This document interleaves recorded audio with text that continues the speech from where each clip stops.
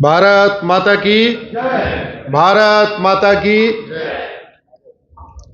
सुनने की और बैठने की क्षमता 2 घंटे की होती है और आपका वो समय पूरा हो चुका है।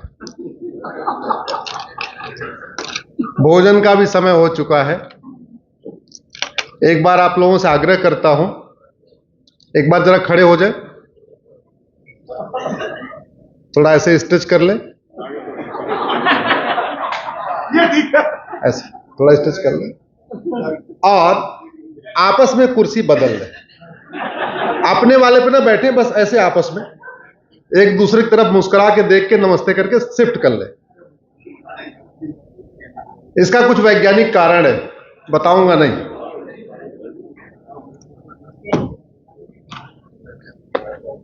सबसे पहले आदरणीय राधेश्याम गुप्ता जी को नमन करता हूं, वंदन करता हूं। भगवान से प्रार्थना करता हूं आपके पूरे परिवार को भगवान हमेशा स्वस्थ रखें, सबको लंबी उम्र दें, सुख दें, सम्मति दें। पूरे चेतना टीम, बैठे सभी परिवार, सभी माताएं, बहनें, बच्चों, सबके लिए प्रार्थना करता हूं भगवान महादेव सबको हमेशा स्वस्थ रखें, खुश रखें। आज 2 अक्टूबर है। दो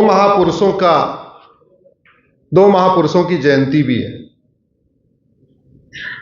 लेकिन उसके पहले आज हम अपने जानने वाले पूर्वजों का तर्पण कर रहे हैं, तो एक बार आंख बंद करके उन पूर्वजों का तर्पण करिए जिन्होंने जजिया तो दिया लेकिन कन्वर्ट नहीं हुए। उन माताओं को याद करिए जिन्होंने अपने सतीत्व की रक्षा के लिए आग में कूदना स्वीकार किया लेकिन कन्वर्ट नहीं हुई। अपने उन पूर्वजों को याद करिए जिनके कारण आज हम गुप्ता, जिंदल, बिंदल, उपाध्याय, शुक्ला, देवधर, यादव, पटेल, नाई, धोबी हम आज बने हुए हैं।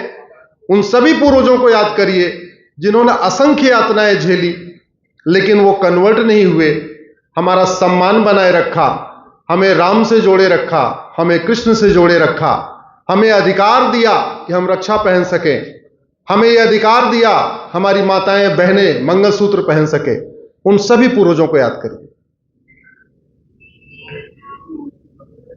आज 2 अक्टूबर है और भारत में हम 2 महापुरुषों की जयंती मना रहे हैं। इन 2 महापुरुषों का योगदान केवल वर्तमान भारत को स्वतंत्र कराने में था या उस वाले भारत को जिसमें पाकिस्तान, बांग्लादेश भी थे? जोर से बोलिए जरा। अरे भैया, अगले आधे घंटे तक संवाद करना है। मैं एक तरफा बोलता नहीं हूं, मैं जो पूछूं बोलिए। गांधी जी और शास्त्री जी, नेताजी, हमारे भगत सिंह, सुखदेव, राजगुरु, ऐसे असंख्य जो हमारे स्वतंत्रता संग्राम सेनानी थे, उन्होंने वर्तमान भारत को आजाद कराया था या पूरे भारत को आजाद कराया था जिसमें पाकिस्तान, बांग्लादेश भी है? तो फिर गांधी जयंती और शास्त्री जयंती भारत में ही क्यों मनाई जाती है, पाकिस्तान, बांग्लादेश में क्यों नहीं मनाई जाती?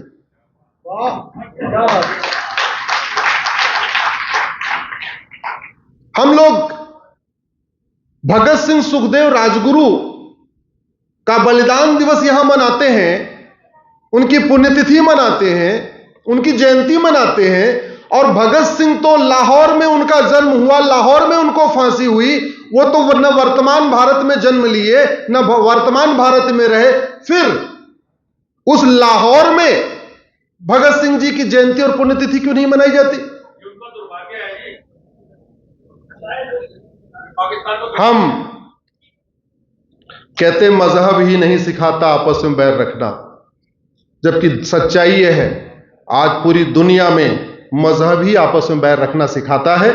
पूरी दुनिया में जो अशांति है और मजहब के ही कारण है। और आप दिल्ली में बैठे हुए हैं, देश की राजधानी में बैठे हुए हैं, आपके लिए मैं कुछ कड़वी बातें बता रहा हूं। 7 लोकसभा क्षेत्र है। 1999 की दिल्ली की 7 लोकसभा क्षेत्रों की मैंने वोटर लिस्ट चेक किया है। 2024 में जो चुनाव हुआ है लोकसभा का, उसमें भी मैंने 7 लोकसभा की वोटर लिस्ट चेक किया है। और मात्र 25 साल यानी 1999 की वोटर लिस्ट और 2024 की वोटर लिस्ट में जमीन में आसमान का अंतर आ चुका है। 7 की 7 लोकसभा की डेमोग्राफी बदल चुकी है। भारत दिल्ली में 70 विधानसभा है। आप किसी एक विधानसभा की, आप जिस एरिया में रहते हैं अपने विधानसभा की, दिल्ली की 1995 के आसपास की वोटर लिस्ट निकाल लीजिए और अभी चुनाव जो होने वाला है उस समय निकाल के देख लीजिएगा, आपको पता चलेगा आपके विधानसभा की डेमोग्राफी बदल गई। बाकी तो छोड़िए, अपने वार्ड की आप डेमोग्राफी निकाल लीजिए। 25 से 30 साल पुरानी वोटर लिस्ट निकालिए, वर्तमान वाली वोटर लिस्ट निकालिए, फिर पता चलेगा आपके मोहल्ले के भी, आपके वार्ड की भी डेमोग्राफी बदल चुकी है। डेमोग्राफी हमारे लिए बहुत बड़ा खतरा है। डेमोग्राफी बदलने का सबसे बड़ा कारण है घुसपैठ, धर्मांतरण, जनसंख्या विस्फोट। इन तीनों पे मेरी पीआईएल चल रही है। घुसपैठ पे चल रही है, उसमें मैंने 2017 में फाइल किया था। मैंने कहा था 5 करोड़ घुसपैठी आ चुके हैं, अब तो उनकी संख्या 5.5 करोड़ से ज्यादा हो चुकी है। धर्मांतरण पे मेरी पीआईएल चल रही है सुप्रीम कोर्ट में। उसका विरोध करने के लिए 10 और बड़े बड़े दिग्गज वकील आगे विरोध कर रहे हैं, मामला कोर्ट में चल रहा है। जनसंख्या नियंत्रण। और एक बात आपको बता दूं, यहां कुछ कवि मित्र भी बैठे हैं और कहते भी रहते हैं, कुछ बात है कि हस्ती मिटती नहीं हमारी। आप लोग नहीं कहते हैं, हां बाकी लोग कहते हैं, अपने दिल पे मत लीजिएगा। सच्चाई तो यह है, हमारी हस्ती भी मिट रही है, हमारी बस्ती भी मिट रही है, इसके बावजूद हम ताली बजाते हैं, कुछ बात है कि हस्ती मिटती नहीं हमारी। कड़वी सच्चाई है। जिस मंच पे मैं खड़ा हूं बहुत बढ़िया दिख रहा है, चारों तरफ फूल लगे हैं, सब कुछ लगा हुआ है और मैं आराम से बोल भी रहा हूं। अगर इसके नीचे सांप बैठा हो तो हम सुरक्षित हैं क्या? जोर से बोलिए जरा। सच्चाई यह है, ज्यादातर लोग आराम से बैठे हुए हैं क्योंकि वो बिस्तर के नीचे झांक के देख नहीं रहे हैं कि उनके बिस्तर के नीचे क्या है, उनके बेड के नीचे क्या है, वो जहां रह रहे हैं उसके नीचे रखा क्या है।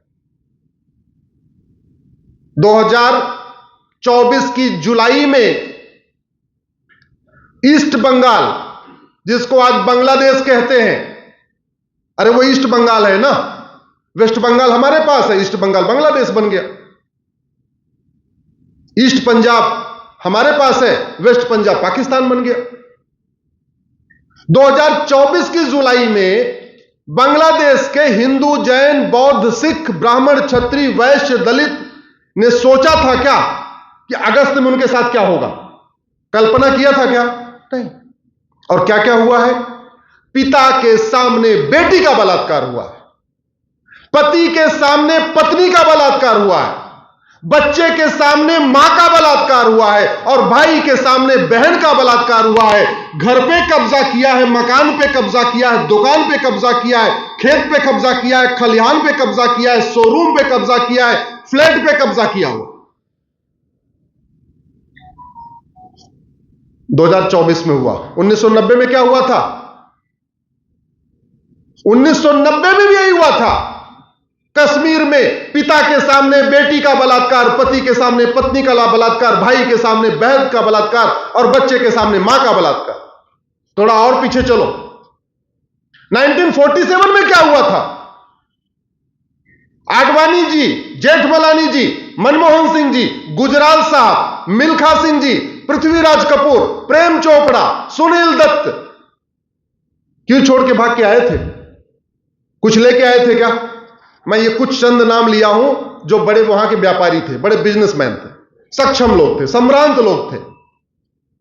राम जेठमलानी का रिकॉर्ड तो आज तक टूटा ही नहीं।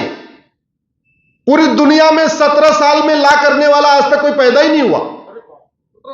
17 साल की उम्र में ला किया था, आज तक वो वर्ल्ड रिकॉर्ड टूटा ही नहीं है। गूगल करिएगा राम जेठमलानी जी के बारे में।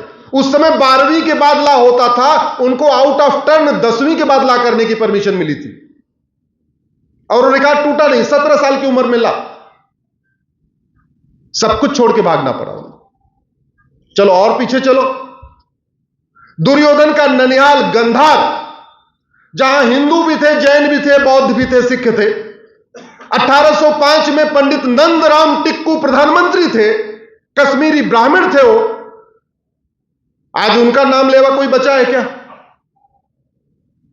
अरे हम जैन तब तक हैं जब तक हिंदू बहुसंख्यक है, हम बौद्ध तब तक हैं जब तक हिंदू बहुसंख्यक है, हम सिख तब तक हैं जब तक हिंदू बहुसंख्यक है। नहीं तो पाकिस्तान, अफगानिस्तान, बांग्लादेश में न जैन बचा, न बौद्ध बचा, न सिख बचा, न हिंदू बचा, न ब्राह्मण बचा, न क्षत्रिय बचा, न वैश्य बचा, न दलित बचा।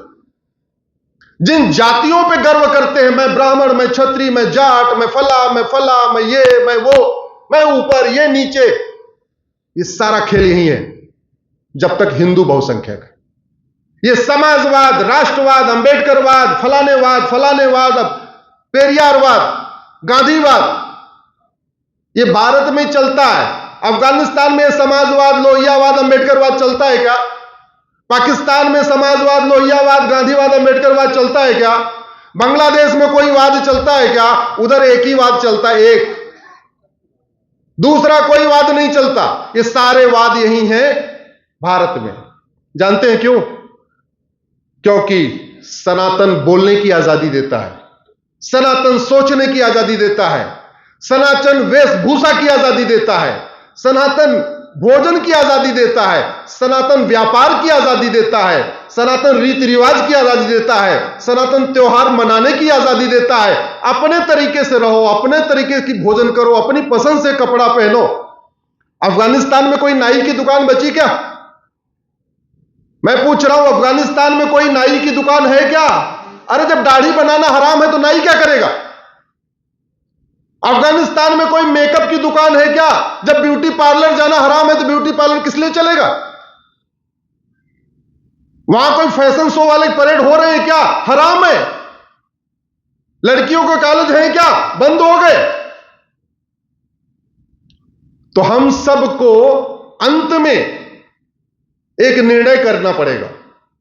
आज का विषय रामराज्य और राष्ट्रवाद है। हम अपने जीवन में मनसा वाचा कर्मणा क्या कर सकते हैं? 4 रास्ता है। धर्म की, अधर्म का, प्राणियों में, विश्व का। इस यही 4 राष्ट्रवाद है, यही 4 रामराज्य है। हम सबको चुनना पड़ेगा।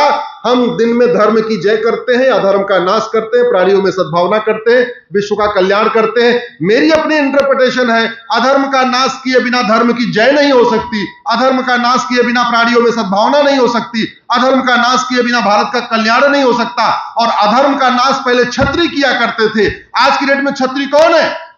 पुलिस, थानेदार, हवलदार, कलेक्टर, कप्तान, ये क्षत्रिय हैं। अरे भैया, पहले धर्म की जय कौन करता था? ब्राह्मण। अधर्म का नाश कौन करता था? क्षत्रिय। बाकी बिजनेस, व्यापार, दोनों, बाकी दोनों दो और वर्ग थे वो मिलकर चलाते थे। आज की डेट में कौन है?